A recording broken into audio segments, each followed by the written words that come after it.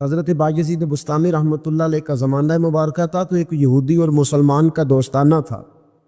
تو وہ یہودی سے وہ مسلمان دوست روز کہتا تو مسلمان ہو جا، وہ ٹال دیتا، کہتا چل یار ٹھیک ہے انشاءاللہ خیر ہو جائے گی، جس طرح انسان ٹال مٹول کرتا ہے نا اپنے جملوں میں، وہ ٹالتا۔ وہ کہتا نہیں یار تو مسلمان ہو جا، تو میرے دین میں آ جا، میرا دوستانہ بھی ہے، پیار بھی ہے، تعلق بھی ہے، میں چاہتا ہوں مذہب بھی ایک ہو جائے، عقیدہ اور نظریہ بھی، تو مسلمان ہو جا۔ جب اس نے کئی دنوں اصرار کیا اور بات کو نہ چھوڑا تو یہودی بول پڑا، کہنے لگا یار میں نے دو اسلام دیکھے ہیں، بتا کون سا اختیار کروں؟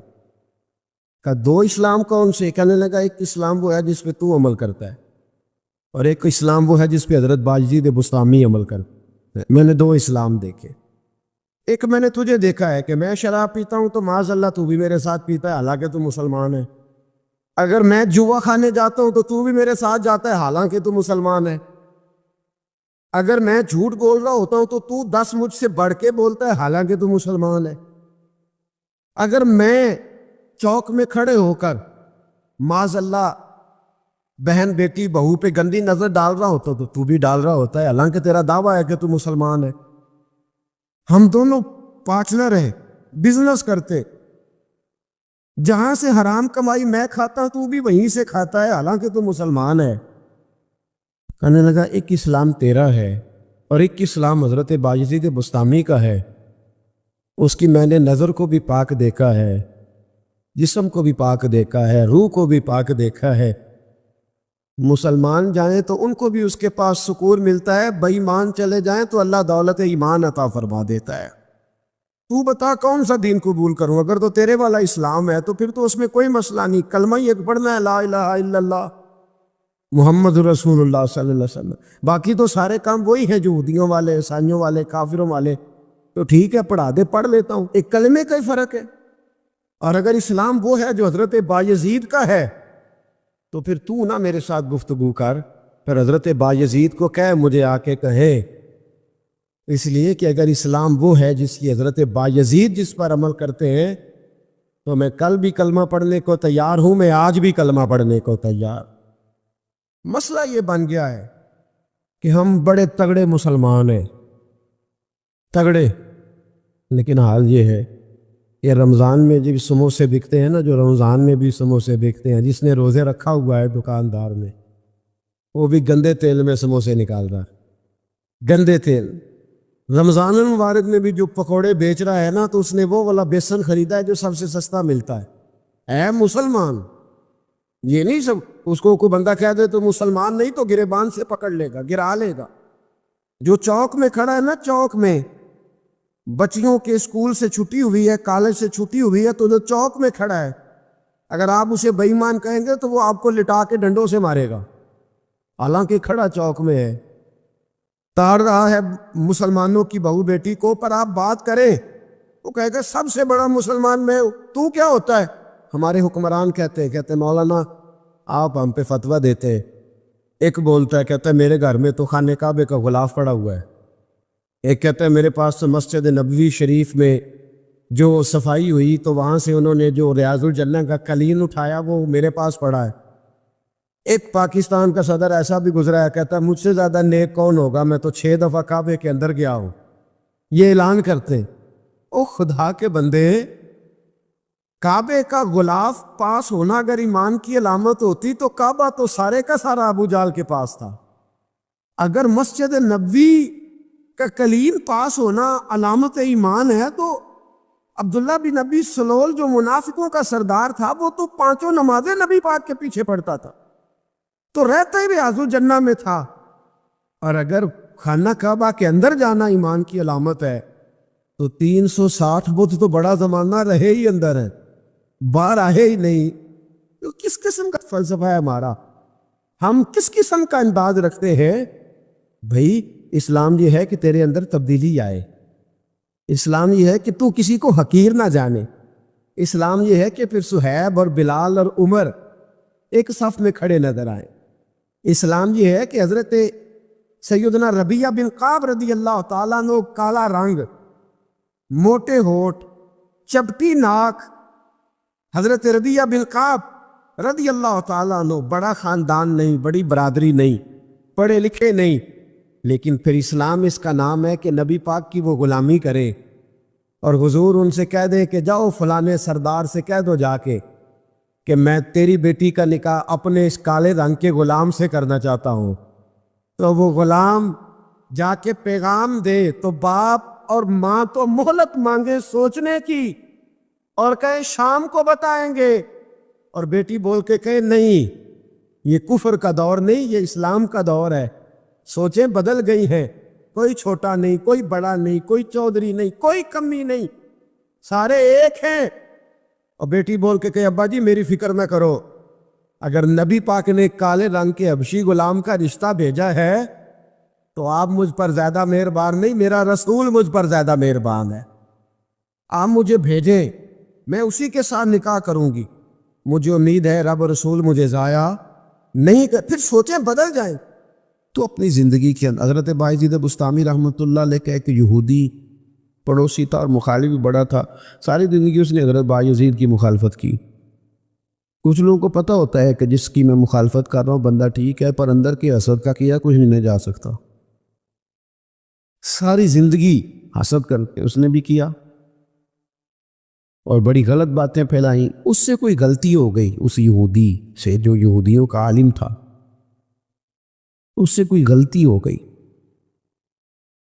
یہودی اس سے ناراض ہو گئے، حالات اس کے خراب ہو گئے، اتنا غریب ہو گیا کہ وہ چراغ جلانے کو بھی پیسے کوئی نہیں، بچہ تو چھوٹا سا، وہ اندھیرے میں ڈرتا تھا اور روتا تھا۔ حضرت بایزید بسطامی گھر آئے تو اپنی گھر والی سے پوچھنے لگے کل بھی میں نے نوٹ کیا یہ بچہ روتا ہے، آج بھی نوٹ کیا ہے، تو کہنے لگی وہ جو گھر والوں سے پوچھا جو بھی گھر میں موجود تھا، انہوں نے کہا جناب وہ غربت ہے، آپ کو پتہ ہے اس کے حالات بڑے کمزور ہو گئے ہیں، تو بچہ اندھیرے سے ڈرتا ہے، چراغ جلانے کو تیل کوئی نہیں، پیسے کوئی نہیں، دشمن ہے، ساری زندگی مخالفت کی۔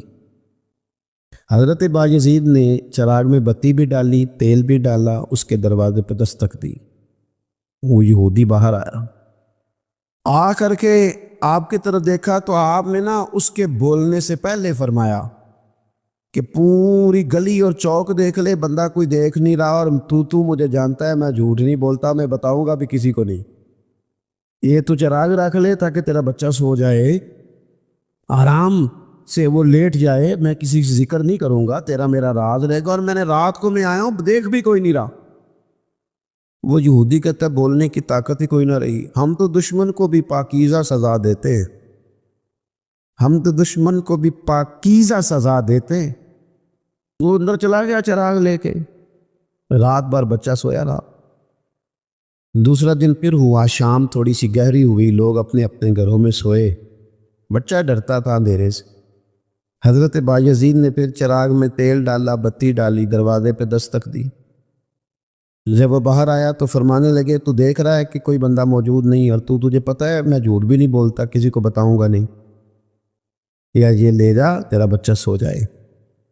اس نے مخالفت کی ہے ساری زندگی، اس کو دے دیا، اس کا بچہ سو گیا۔ تیسرا دن پھر ہوا، وہی وقت، وہی انداز، وہی باتیں، دستک دے کے کہا کوئی شخص نہیں دیکھ رہا، چراغ لے لے، بتاؤں گا بھی کسی کو نہیں، اور تجھے پتہ ہے میں جھوٹ نہیں بولتا۔ وہ چراغ آپ بڑھا کے دروازہ بند کرنے لگے تھے کہ وہ یہودی زور زور سے چلایا، کہنے لگا باہر آؤ بھی سارے مسلمانوں، نکلو بھی یہودیوں سارے باہر۔ لوگ سارے باہر گلیوں میں آ گئے، کہنے لگے یہ بایزید بسطامی ہے، میں نے ساری زندگی جھوٹے الزامات لگائے، آج جب میری حالت یہ ہے کہ میرے اپنوں سے مجھے کوئی پوچھنے نہیں آتا، اس شخص سے میرے بچے کا رونا نہیں دیکھا گیا، یہ تڑپ گیا ہے کہ کسی کا بچہ کیوں روئے، یہ روز مجھے چراغ جلا کے دے جاتا ہے، گھر میں میرے روشنی ہو جاتی ہے، بچہ میرا سو جاتا ہے، پر میں ساری رات نہیں سوتا۔ میں آج تم سب کو گواہ بنا کے کہتا ہوں جو میں نے ان کے بارے میں زندگی بھر کہا وہ سارا غلط تھا، اور یہ بھی تمہیں بتاتا ہوں کہ پہلے میں نے دین اسلام سنا تھا، 3 دن ہو گئے میں دین کو دیکھ رہا ہوں۔ کہنے لگا میں تم سب کو گواہ بنا کے کہتا ہوں کہ بایزید بھی سچے ہیں، بایزید کا دین بھی سچا ہے، اور جس رسول کا یہ کلمہ پڑھتے ہیں وہ رسول بھی سچے ہیں۔ ہمارا یہ حال ہے کہ سگا بھائی کہتا ہے کہ مجھے کارنر والا پلاٹ چاہیے، اور پھر ساری باتیں یاد آ جاتی ہیں اس کو، کہتا ہے کارنر والا چاہیے کیونکہ کام تو پہلا میں لگا سا، کمائی تو پہلے میں نے کی تھی، لہذا چھوٹا بھائی جو ہے وہ تو دیر سے آیا تھا تو اس کا تو حق ہی نہیں بنتا وہ پیچھے جائے، اور کارنر والا پلاٹ یہ زیادہ دیر نہیں لگے گی، 20-25 سال گزریں گے، اس طرح آپ والد کو پریشان کر رہے ہیں، اس طرح آپ کے بچے آپ کو کریں گے، خدا نہ کرے وہ بھی کہیں گے ابا یہ کارنر والا میرا ہے، تو کدھر سے آ گیا۔ دوسروں کو نصیحت کرنا آسان ہے، لیکن کیا مسئلہ ہے کہ ہم اپنے بچوں کے حق میں جتنی آسانیاں چاہتے ہیں وہ دوسروں کے بچے نہیں، دوسروں کی اولاد نہیں۔ دوسرے کے گھر میں روشنی ہوگی تو ہم کیا سمجھتے ہیں کہ دنیا سے روشنی کم ہو جائے۔ سلطان العارفین رحمت اللہ تعالی علیہ فرماتے ہیں رمضان شریف کا مہینہ تھا تو میں گزر رہا تھا بستان کے بازار سے، لوگ دکانوں سے اٹھ کے مجھے ملنے آنے لگے، تو میرا نفس مجھے کہنے لگا باجرید اتنی شان تو آج بادشاہ کی بھی نہیں جتنی تیری ہے، کہ کاروبار چھوڑ کے تو نہیں آتا۔ کہتے ہیں اسی لمحے وہ جو میری روحانی ترقی تھی وہ روک گئی، میں پریشان ہو گیا کہ میں نے لوگوں کی تعریفوں کو بڑا سمجھ لیا۔ کہتے ہیں کھجوریں تھی ریڑھی، پتہ رمضان میں کھجوریں بڑی بکتی ہیں، کہتے ہیں میں آگے بڑھا، لوگ سلامیں لے رہے تھے، ایک کھجور اٹھا کے نہ کھائی نہیں، اٹھا کے نہ منہ میں رکھ لی، صرف منہ میں۔ لوگ کہنے لگے دفع کرو یہ بھی کوئی بندہ ہے، اس نے روزہ ہی نہیں رکھا پیر ہو کے۔ تو لوگوں نے ملامت کی تو میرا نفس کچلا گیا۔ جب کوئی آپ کو برا کہتا ہے نا، پھر جو سجدے میں رونے کا مزہ آتا ہے، وہ تعریف کے وقت سجدہ ہوتا ہے کبھی؟ اقبال کہنے لگے نہ بچا بچا کے تو رکھ اسے، تیرا آئینہ ہے وہ آئینہ، یہ شکستہ ہو تو عزیز تر ہے نگاہ آئینہ ساز میں۔ فرماتے میں کھل کے رویا اللہ کی بارگاہ میں، بندے سارے۔ بابا بلے شاہ صاحب فرماتے ایک دن میرا بھی دل کیا تھا کہ میں اعتکاف کروں اور قصور سے نکل جاؤں، کچھ پیر کہہ کے ہاتھ چومتے ہیں، کچھ سید کہہ کے۔ فرمانے لگے اٹھ بلے آ چل اوتھے وسیے، اور جتھے وس دینی سارے انے، نہ کوئی ساڈی ذات پچھاڑے تے نہ کوئی سانو مننے، چلو چلے وہاں جا کے بیٹھتے۔ حضرت اویس کرنی کا یہ کمال رہا، جس طرح حضرت بایزید نے کھجور رکھ لی، لوگ برا کہنے لگے، چھوڑ کے چلے گئے۔ فرماتے ہیں جو مزہ اس دن سجدوں میں آیا نا، تھوڑا آگے جا کے میں نے کھجور باہر نکال دی، روزہ بھی نہیں ٹوٹا۔ میرا خادم کہنے لگا حضور یہ کیا کیا؟ فرمانے لگے رب کے قریب ہونے کا ایک طریقہ اختیار کیا ہے۔ کسی نے حضرت سید احمد کبیر رفاعی سے پوچھا کہ بابا اتنا بڑا درجہ، اتنا بڑا مقام کیسے ملا؟ تو بابا جی کہنے لگے زندگی میں کبھی کسی کو حقیر نہیں سمجھا، کسی کو کبھی حقیر، کبھی کسی کو اپنے سے کم تر نہیں سمجھا، تو اللہ نے دیکھے نا، اگر آپ نہیں سمجھیں گے تو اس کے لیے بھی آپ کو عنوان مل جائیں گے، اور اگر سمجھنا ہے اپنے آپ کو بڑا تو اس کے لیے بھی موقع مل جاتے۔ حضرت شفیق بلخی بہت بڑے صوفی بزرگ ہوئے پر نوجوان تھے، جوانی میں ہی اللہ نے بڑا مرتبہ دیا۔ حضرت عبداللہ بن مبارک بوڑھے تھے، دونوں ایک محفل میں اکٹھے ہوئے۔ اب بغداد سارا ماننے والا تھا اور دونوں کا ماننے والا تھا۔ آخر میں دعا بزرگ کرایا کرتے تھے محفل کے اختتام پر۔ حضرت شفیق بلخی جناب عبداللہ بن مبارک سے کہنے لگے آپ دعا کریں، آپ دعا کریں، آپ بزرگ ہیں، اب جس نے جو ماننا ہے اسے اس کے لیے عنوان بھی مل جائے گا۔ حضرت سیدنا عبداللہ بن مبارک کہنے لگے بیٹے تو دعا کر، تیری عمر تھوڑی ہے، تیرے گناہ بھی تھوڑے ہیں، تیری عمر تھوڑی ہے، تیرے گناہ بھی تھوڑے ہیں۔ تو سیدنا شفیق بلخی کہنے لگے نہیں حضور آپ دعا کریں، آپ کی عمر زیادہ ہے تو نیکیاں بھی تو زیادہ ہی ہے نا، نمازیں بھی تو آپ کی زیادہ ہے نا، روزے بھی تو زیادہ، رمضان بھی تو آپ کی عمر میں زیادہ ہے نا، آج بھی تو آپ نے زیادہ۔ اگر آپ نے کسی کو اپنے سے بڑا سمجھنا ہے تو عنوان آپ کو مل جائے، چھوٹا سمجھنا ہے تو اس کے لیے بھی عنوان آپ کو۔ بات تو یہ ہے کہ آپ کیا کرنا، اگر آپ کسی کو حقیر سمجھنا چاہتے ہیں تو بات ختم ہو گئی۔ سید احمد کبیر رفاعی فرماتے زندگی بھر کبھی کسی کو حقیر نہیں سمجھا، اللہ کی ساری مخلوق کی کیا بات ہے۔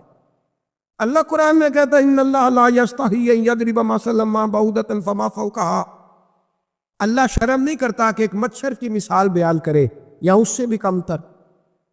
اللہ مچھر کی بات کرتا ہے اتنا بڑا ہو کے، وہ کہتا ہے میں کروں گا، میری مخلوق جو ہے تو حضرت احمد کبیر رفاعی فرمانے لگے میں نے کبھی کسی کو حقیر، ہم لوگوں کے پاس عنوان بڑے حقیر سمجھنے کے لیے ہم سمجھ لیتے، امیر آدمی کہتا ہے غریب محنت کیوں نہیں کرتا، محنت کرے امیر ہو جائے گا، عنوان ہوا کہ نہ تنقید کرنے کا، 4 بچے ہیں کرے کمائی امیر ہو جائیں گے، اب وہ حقیر سمجھ رہا ہے غریب کو، غریب بھی امیر کو حقیر سمجھتا ہے، وہ بھی کہتا ہے جو اس نے کمایا سارا ہی حرام ہے، جائز ایک پیسہ نہیں، اس نے بھی حقیر سمجھ لیا، یعنی وہ یہ کہہ رہا ہے کہ میں حلال کھاتا ہوں، یہ امیر حرام کھاتے ہیں، تو بات ختم ہو گئی، اس نے بھی حقیر سمجھ لیا، اس نے بھی حقیر سمجھ لیا، اب عنوان ہی تھا نا، اگر عنوان بدل لیتے تو بات بن جاتی، امیر اگر یہ کہتا کہ میں اس غریب کی مدد کروں گا اس لیے کہ پیسے محنت سے نہیں ملتے خدا کے فضل سے ملتے ہیں،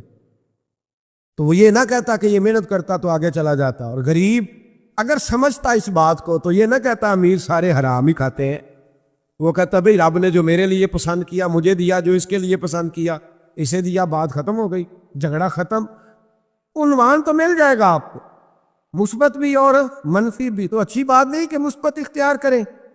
سید احمد کبیر رفاعی کہتے ہیں میں گزر رہا تھا، ایک دن میرے ساتھ ایسا ہوا کہ میں گزر رہا تھا کھیت کے اندر سے، ادھر بھی پانی تھا ادھر بھی پانی تھا، ہوتا ہے نا پانی پانی ہوتا ہے فصلوں میں، کئی دفعہ کب ہوتا ہے زیادہ پانی؟ نہیں جب کدو کری رہے، اور جب کدو کرتے ہیں نا تو دونوں جانب پانی بھرا ہوتا ہے نا جی، وہ ٹریکٹر بھی پانی میں چلتا ہے، میں پینڈو ہوں نا مجھے زیادہ پتہ ہے کیا حالات ہوتے ہیں، تو وہ ادھر بھی پانی ادھر بھی پانی، تو درمیان میں سے وہ منیر ہوتی ہے چھوٹی سی، بات ٹاکشید ہے اپنی زبان ہے، تو کہتے ہیں ادھر بھی پانی تھا ادھر بھی پانی تھا۔ سید احمد کبیر رفاعی کہتے ہیں میں گزر رہا تھا، عصر کی نماز کا ٹائم ہو گیا، میں جلدی جلدی جا رہا، سامنے سے کتا آ گیا، انسان اشرف المخلوقات ہے لیکن وہ اللہ کا شکر کرے گا کہ اس نے مجھے اشرف بنایا ہے، یہ نہیں کہہ سکتا کہ یہ مخلوق حقیر ہے یہ بری ہے، یہ نہیں کہہ سکتا، شکر کرے کہ مجھے اللہ نے اشرف سید احمد کبیر رفاعی کہتے ہیں کتا آ گیا سامنے سے، اب کتا آیا تو مجھے جلدی تھی، کتا بھی بھیگا ہوا تھا، اب میرا دل کرے کہ کتا نیچے اترے تو میں گزروں، کتا کھڑا ہے کہ یہ سائڈ پہ ہو تو میں گزروں، کہتے ہیں دیر ہو گئی، تو مجھے ڈر لگتا تھا، میں نے کبھی کتے کو بھی نہیں جھڑکا تھا، کبھی کتے کو نہیں، اپنی اتنی حیثیت ہی نہیں، جھڑکا ہی نہیں کبھی کسی، آپ فرماتے ہیں دیر ہو گئی تو میں نے کہا یا اللہ، حضرت سید احمد کبیر کہتے ہیں میں نے کہا یا اللہ اس کتے کو زبان ہی دے دے، میں اسے کچھ سمجھا ہی دوں، اسے زبان ہی دے دے تو قادر مطلق ہے، تو میں نے کتے سے کہا نیچے اتر جا، میں نے نماز پڑھنی ہے، تو کہنے لگا بابا جی آپ اتر جائیں، آپ اتر جائیں، آپ اتر جائیں، میں کیوں اتروں؟ تو سید احمد کبیر رفاعی کہتے ہیں میں نے اس سے کہا کہ بات یہ ہے کہ میرے اوپر نماز فرض ہے تیرے اوپر فرض نہیں، تو میں نے نماز پڑھنی ہے، اگر میں کھیت میں اتر گیا تو کیچڑ ہے، میرے کپڑوں کو مٹی لگ جائے گی، پتہ نہیں پانی پاک ہے کہ ناپاک ہے، تو اتر جا، تیرے اوپر نماز نہیں فرض، تو مجھے جانے میں۔ تو سید احمد کبیر رفاعی کہتے ہیں اس نے ایسی بات کی کہ میرے اوپر وجد طاری ہو گیا، کتے نے بات کی تو میں کانپنے لگا، راتی جاگے شیخ سداوے، راتی جاگ دے کتے تیتھوں کتے، مالک دا در مول نہ چھڑ دے، پاویں مارو 100 جتے، تیتھوں کتے، او ایک برکی دا قدر پچھانن، پاویں مالک ہو من ستے، تیتھوں کتے، رکھا سکھا کھا، دنے جا رکھاں وچ ستے، تے تیتھوں اتے، اٹھ بلیا چل یار منا لے نہیں تے بازی لے گئے نہیں کتے، اٹھ بلیا چل یار منا لے نہیں تے بازی لے گئے کتے، تے تیتھوں اتے۔ سید احمد کبیر رفاعی کہتے ہیں وہ مجھے کہنے لگا آپ اتر جائے، تو میں نے کہا بھائی میرے اوپر نماز فرض ہے تیرے اوپر فرض نہیں، تو اتر جا، میرے کپڑے آلودہ ہو جائیں گے تو کیا کروں گا؟ تو کہتے ہیں اس نے بات کی تو میں گھبرا گیا اور چھلانگ لگا کے میں کھیت میں اتر گیا، مجھے کہنے لگا بابا جی کپڑے اگر آپ کے کیچڑ سے آلودہ ہو گئے تو پانی سے صاف ہو جائیں گے، اور اگر مجھے حقیر جان کے آپ کا دل آلودہ ہو گیا تو 7 سمندروں سے بھی صاف نہیں ہوگا، کپڑے پانی سے دھل جائیں گے، اور دل اگر تکبر سے آلودہ ہوا تو 7 سمندروں سے بھی صحیح ہو سکتا نہ، حقیر نہیں جاننا، نہ مولوی کو، نہ صوفی کو، نہ درویش کو، نہ کھیت میں کام کرنے والے کو، نہ پٹھے پہ مزدوری کرنے والے کو، نہ گاڑی کا شیشہ صاف کرنے والے کو، نہ تیل ڈالنے والے کو، نہ کسی کو حقیر نہ جان، نہ کسی کے حال پہ طنز کر، نہ کسی کے غم کا مذاق اڑا، وہ جسے چاہے جیسا نواز دے۔ یہ مزاج لطف رسول ہے۔ نہ کوئی آیا لے کے چلا گیا، کوئی عمر بھر بھی نہ پا سکا، میرے مولا تجھ سے گلا نہیں، یہ تو اپنا اپنا نصیب ہے۔ بھائی حقیر نہیں جاننا۔ سید احمد کبیر رفاعی فرماتے ہیں وہ کتا تو گزر گیا، میں دوڑا گھر گیا، جا کے میں نے غسل کیا، کپڑے بدلے۔ فرماتے ہیں پہلے بھی میں اثر پڑتا تھا، پر آج جب نماز پڑھی تو بڑا ہی مزہ آیا۔ میں سر سجدے میں رکھوں میرا اٹھانے کو جی ہی نہ چاہے، میں رکوع میں جاؤں تو میرا سر اٹھانے کو دل ہی نہ چاہے۔ میرا دل کرے آج مغرب لیٹ ہو جائے، آج سورج دیر سے غروب ہو، میں آج سارا دن اثر ہی پڑتا رہوں۔ بھائی جب تو عاجزی والی پڑھتا ہے، جب تو انکساری والی پڑھتا ہے، جب تو حضرت سیدنا معاویہ بن خطیج رضی ایک حضرت معاویہ بن سفیان ہے، ایک معاویہ بن خطیج صحابی ہیں، وہ کہتے ہیں میں جنگ فتح کر کے آیا تو سخت گرمی کا موسم تھا، مجھے پتا تھا کہ عمر فاروق دوپہر کو آرام کر رہے ہوں گے۔ آپ فرماتے ہیں میں مسجد نبی میں بیٹھ گیا، ایک بچی جناب عمر کے گھر سے نکلی تو مجھے کہنے لگی معاویہ آپ کا نام ہے؟ میں نے کہا ہاں۔ اندر جا کے جناب عمر کو بتایا تو عمر دوڑے آئے، اور جب آئے تو سر پہ ٹوپی کوئی نہیں، پیروں میں جوتا کوئی نہیں۔ کہنے لگے میں تیرا انتظار کر رہا تھا، آج مجھے امید تھی تو آئے گا، تو نے بتایا کیوں نہیں؟ تو میں نے کہا حضور مجھے پتا ہے رات ساری آپ چہرے پہ کپڑا ڈال کے مدینے کی گلیوں میں رہتے ہیں، تو دوپہر کو آپ آرام کرتے ہوں گے، اس لیے میں نے کوشش کی کہ آپ کو بیدار نہ کروں، آپ آرام کر رہے ہوں گے، اس لیے یہ میں نے کوشش کی کہ میں بیٹھتا ہوں مسجد میں آرام کرتا ہوں، جب آپ آئیں گے تو دیکھی جائے گی۔ حضرت عمر فاروق نے جلال کیا، فرمایا تو مجھے غافل سمجھتا ہے کہ میں سو جاؤں گا؟ اور آپ فرمانے لگے میں قوم کا خادم ہوں، جس کی اتنی زیادہ رعایا ہو وہ سو جائے چپ کر کے، میں نے جواب نہیں دینا اللہ کی بارگاہ میں؟ فرمایا میرے امیروں کی طرح سونے جاگنے کے وقت مقرر نہیں، میں قوم کا خادم ہوں، جس وقت بھی آیا کرو مجھے جگا لیا کرو، مجھے قبر میں جا کے خدا کو بھی جواب دینا ہے، محمد مصطفیٰ کو بھی جواب دینا ہے۔ یہ چیزیں پیدا، اور پھر ہم نے ان تکلفات میں نے کئی دفعہ یہ بات بیان کی ہے، اب تو لوگ رشتے کرتے ہیں تو ڈی سی کالونی میں کرائے کا مکان خریدتے ہیں، 2-4 غیروں کی گاڑیاں منگا کے دروازے کے آگے کھڑا کرتے، رشتہ ہو جاتا ہے بڑا گھر دیکھ کے، اور جب شادی کے چوتھے دن پتہ چلتا ہے کہ یہ کرائے کا مکان تھا، تو رشتے مکانوں پہ قائم نہیں ہوتے، اعتبار پہ قائم ہوتے ہیں۔ وہ اعتبار ٹوٹتا ہے تو زندگی بھر قائم نہیں ہوتا دوبارہ۔ جو آپ ہیں آپ وہی رہے، جو آپ نہیں ہیں وہ کبھی بننے کی کوشش نہ کریں۔ اور میرے عزیز یہ بھی یاد رکھیں عاجزی آپ کو سوار دے گی، اور ویسے بھی ہم اللہ کے حضور جانے والے ہیں، اگر پردوں میں چھپ کے چلے جائیں گے تو بچ جائیں گے، اور اگر ہم اپنا آپ دکھاتے ہی رہیں ساری زندگی اسی چکر میں رہیں، مجھ سے بھی مشاورت کرو میری بھی بات سنو، تو یہ انا کی دوڑ تو ختم ہی نہیں ہوتی۔ ہرس صرف پیسے کی نہیں ہوتی، ہرس ہوس شہرت کی بھی ہوتی ہے، اور نبی پاک صلی اللہ علیہ وسلم نے اس کو بھی بیان فرمایا ہے کہ یہ جو تیرے اندر چیز پیدا ہوتی ہے نا، میں جانا جاؤں پہچانا جاؤں، اس سے بھی اپنے آپ کو بچا۔ صحابہ کے بعد جس شخص کی خلافت سب سے مضبوط ہوئی وہ حضرت عمر بن عبدالعزیز تھے، اتنی بہترین خلافت کی کہ لوگوں کو حضرت عمر کا زمانہ یاد آ گیا۔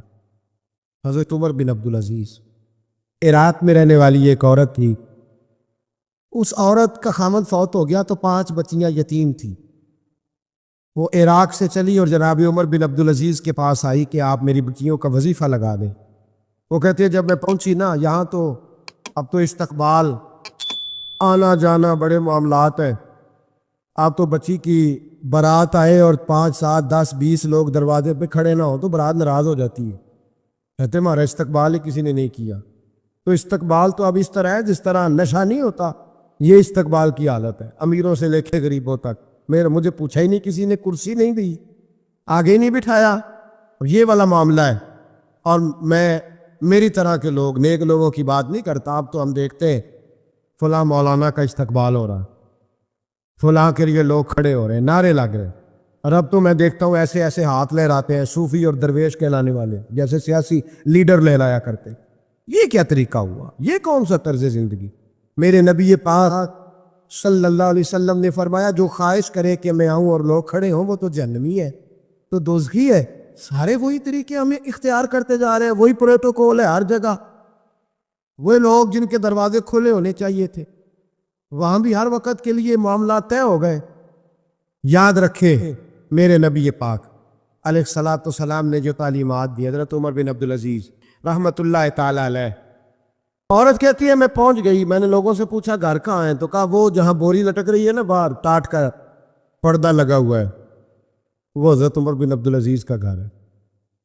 کہتی ہے میں دروازے پہ دستک دی، ایک عورت نے دروازہ کھولا تو مجھے بی بی جان کے اندر بلایا، تو ان کے گھر کے اندر جب میں داخل ہوئی تو بڑا سارا سین تھا، ایک ٹائم کنواں لگا تھا، ایک طرف ایک بڑا درخت تھا، اور ایک چھوٹا سا بنائی ہوئی تھی جگہ برتن دھونے کے لیے، اور بی بی نا برتنوں کو مٹی لگا کے صابن لگا کے بیٹھی ہوئی تھی، کام کر رہی تھی وہ عورت۔ مجھے اس نے درخت کے نیچے بٹھایا، پانی پلایا۔ کیسے آئی ہو؟ میں نے کہا امیر المومنین سے ملنا ہے۔ کہنے لگی بیٹھو تھوڑی دیر میں آ جاتے۔ کہتی تھوڑی، میں نے سمجھا گھر کی کوئی ملازمہ ہے، میں بیٹھ گئی۔ تھوڑی دیر گزری، پھر دستک ہوئی، اس بی بی نے اٹھ کے دروازہ کھولا، تو جب وہ شخص اندر آئے تو کہنے لگی بڑی دیر سے برتنوں کو صابن لگا کے بیٹھی ہوں، کہاں رہ گئے تھے؟ کہتی ہیں وہ صاحب کہنے لگے بس ذرا مصروف ہو گیا تھا، دوڑے گئے کنویں سے پانی نکالا، بی بی کو دیا، اس نے برتن دھوئے۔ کہتی ہے پھر تھوڑا سا سرکہ اور ایک رات کی روٹی وہ لائی، اس شخص نے کھائی۔ میں نے کہا کہ یہ دونوں گھر کے ملازم ہیں، میاں بیوی کام کرتے ہیں۔ جب وہ کھانا کھا چکے تو وہ عورت میرے پاس آئی، کہنے لگی اٹھ کے مل لو امیر المومنین سے۔ میں نے کہا کون امیر المومنین؟ تو کہنے لگی کب سے تو آئے ہیں، یہ جس نے کنویں سے پانی نکالا یہی مسلمانوں کا امیر ہے، اور یہ جس نے درخت کے نیچے بیٹھ کے سرکے سے روٹی کھائی ہے یہی ہے۔ یہ فرشتوں کی داستان نہیں، یہ وہ لوگ ہیں۔ میں رات کو بھی کہہ رہا تھا ایک جگہ پہ کہ یہ لوگ جو ہے نا جن کا آپ روز شکوہ کرتے ہیں حکومتیں بڑی خراب ہیں، یہ کوئی نہیں خراب، بالکل خراب نہیں۔ جتنے سیاسی لیڈر ہیں سارے صحیح ہیں، خراب وہ لوگ ہیں جو انہیں ووٹ دے کے لیڈر بناتے ہیں، یہ بالکل خراب نہیں۔ میں تو ان کے حق میں ہوتا جا رہا ہوں۔ ناراض ہو گئے نا آپ لوگ؟ اللہ کرے تسی ہو جو تے اگلے الیکشن سے سیانے بھی ہو جو، آمین تو کہہ دے۔ میں نے کوئی مشورہ نہیں دینا، اس لیے کہ میری نظر میں کوئی ایسا شخص نہیں جس کے لیے میں آپ سے کہہ سکوں کہ ووٹ دے، اور ہم تو ایسی بات کریں تو کئی لوگ ناراض ہو کے چلے جاتے ہیں، لیکن کوئی پرواہ نہیں، اس لیے کہ یہ دین میرے نبی پاک کا دین صرف مسجد کا دین نہیں۔ انشاءاللہ آئندہ جمعہ نظریہ پاکستان بیان کروں گا اور بتاؤں گا کہ پاکستان کا مطلب کیا، لا الہ الا اللہ محمد الرسول اللہ صلی اللہ علیہ وسلم۔ حضور کا جو قرآن نافذ ہوگا مسجد میں، وہ قرآن کچہری میں بھی نافذ ہوگا انشاءاللہ، اور وہ قرآن نافذ ہونے آیا ہے، اسمبلیوں میں وہی قرآن نافذ ہوگا انشاءاللہ، اور یہی چراغ جلے گا تو روشنی ہوگی۔ بیان کریں گے اور ڈٹ کے بیان کریں گے، آپ کو بتائیں گے۔ بس جو بات سمجھا رہا ہوں فی الوقت وہ سمجھے، مجرم وہ نہیں جو بڑا بن کے لوٹتا ہے، مجرم وہ ہے جو اس کو سپورٹ کرتا ہے، جس نے اسے بڑا بنایا ہے۔ یہ یاد رکھ لے، ہماری کوئی بچت نہیں ہوگی ہم سے پوچھا جائے، ہم سارے کچہری میں کھڑے ہوں گے، اللہ سوال کرے گا کہ تم بتاؤ تم ان کے مددگار کیوں بنے تھے، تم سپورٹ کیوں کرتے تھے، یہ پوچھا جائے گا اور ہم نے جواب دینا ہے۔ بہرحال عام دام برسر مطلب جناب عمر بن عبدالعزیز رحمۃ اللہ علیہ کے وہ بی بی گئی تو کہنے لگی کہ یہ امیر المومنین نے کہا، وہ اٹھ کے حاضر ہوئی، کہا حضور میں عراق سے آئی ہوں، میرا خامد فوت ہو گیا، میری 5 بیٹیاں ہیں، وظیفہ لگا دے۔ وہ بی بی کہتی ہے میرا دل تھا کہ یتیم بچیوں کا 100 دینار سال کا لگا دیں گے تو بڑی بات ہے۔ کہتی ہیں جب میں ان کے پاس گئی تو حضرت عمر بن عبدالعزیز کو بتایا تو وہ رونے لگ گئے اور مجھ سے معافیاں مانگنے لگے۔ میں نے کہا حضور آپ کیوں معافی مانگتے ہیں؟ تو کہنے لگے اس لیے معافی مانگ رہا ہوں کہ تو میری رعایا میں تھی اور تیری 5 بچیاں یتیم تھی، تجھے خود چل کے آنا پڑا ہے، میرا کام تھا تیری خبر لیتا، معاف کر دے اللہ کی رضا کے لیے۔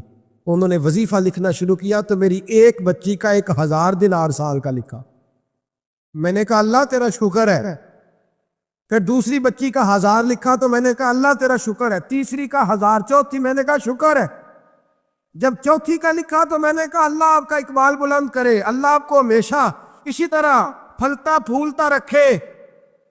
کہتے ہیں جناب عمر بن عبدالعزیز نے قلم رکھ دیا فرمانے لگے میں 5ویں کا وظیفہ نہیں لکھوں گا، 4 بہنوں سے کہنا بانٹ کے اسے بھی دے دے۔ کہا حضور کیوں؟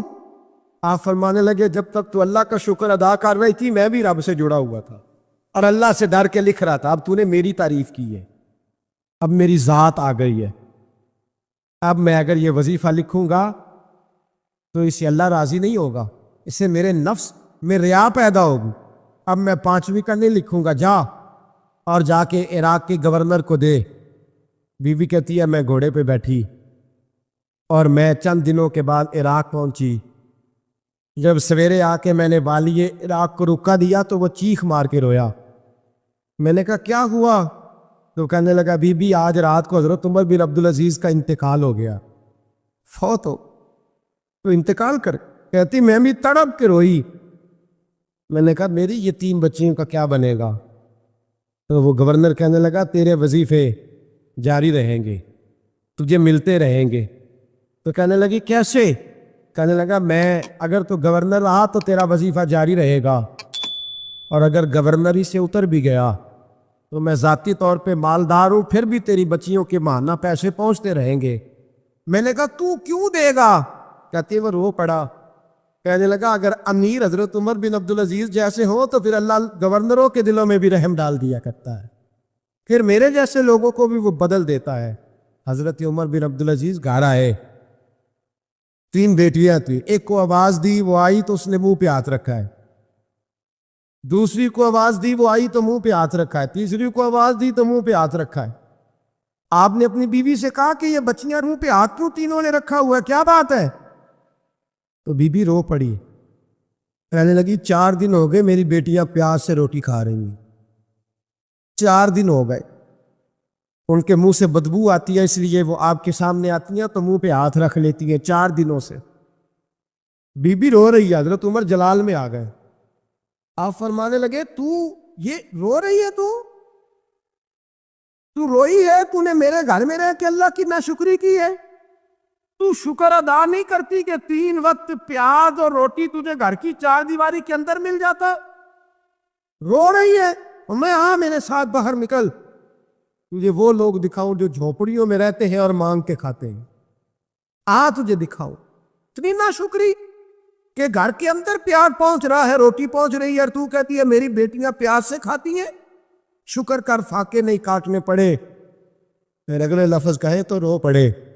فرمانے لگے میں نے تو مصطفیٰ کے وہ حالات بھی سنے ہیں جس میں کئی دن بی بی فاطمہ نے فاقے کی، تو گھر کے اندر پیاز پہنچ رہا ہے، تو ابھی بھی سادگی، عاجزی اور قناعت نعمت تھی ان لوگوں کی۔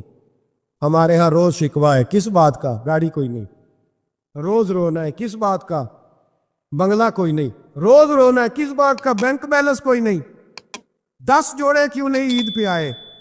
اور یہ صرف عورتوں کا مسئلہ نہیں، ہمارے اندر بھی یہ بات بدرجہ اولا، ہم روز اپنے آپ کو مسکین کہتے ہیں، غریب کہتے ہیں، لاچار کہتے ہیں، مجبور کہتے ہیں۔ کبھی دیکھو جو جھونپڑیوں میں رہتے ہیں، کبھی پلٹ کے دیکھو لوگوں کی طرف جو پیدا ہوئے تو آنکھیں کوئی نہیں تھی، ہاتھ کوئی نہیں تھے، پیر کوئی نہیں، وہ دیکھو جو پیدا ہوئے تو سر پہ باپ کا سایہ کوئی نہیں تھا۔ کیسے کیسے لوگ وقت گزار رہے ہیں، ہم روز آ کے کہتے ہیں کاروبار ٹھنڈا ہو گیا ہے، حالات بڑے خراب ہو گئے، ہم بڑے مجبور۔ کیا ہو گیا صاحب؟ اللہ کے دن ہے، سارے اللہ کے دن ہے، وصل اچھا ہے نہ فراق اچھا ہے، یار جس حال میں رکھے وہی حال اچھا ہے۔ بس اپنے آپ کو مطمئن کریں، عاجزی، انکساری، قناعت، سادگی، اس کو اپنی زندگی کا حصہ بنائیں، اللہ دولت سکون عطا کر دے گا۔ آخر دعوانا ان الحمدللہ۔